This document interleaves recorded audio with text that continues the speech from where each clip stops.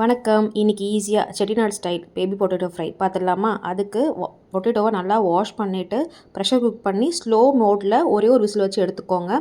Try ரோஸ்டிங்க்கு 1/4 spoon வெந்தயம், 3 காஷ்மீர் மிளகா, 1/2 spoon ஜீரகம், 1/2 ஸ்பூன் சோம்பு, 1 ஸ்பூன் பெப்பர், 1 ஸ்பூன் தனியா, 2 கிராம்பு, ஒரே ஒரு பட்டை போட்டுக்கோங்க.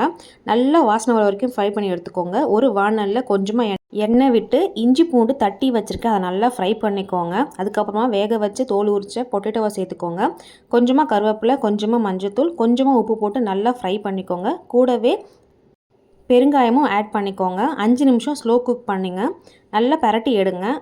கூடவே ஆற வச்சு அரைச்சி வச்சுருக்க மசாலாவையும் சேர்த்துக்கோங்க. நல்லா கிளறிட்டு 5 நிமிஷத்துக்கு ஸ்லோ மோட்லேயே தட்டு போட்டு மூடி வச்சு ஃப்ரை பண்ணுங்கள்.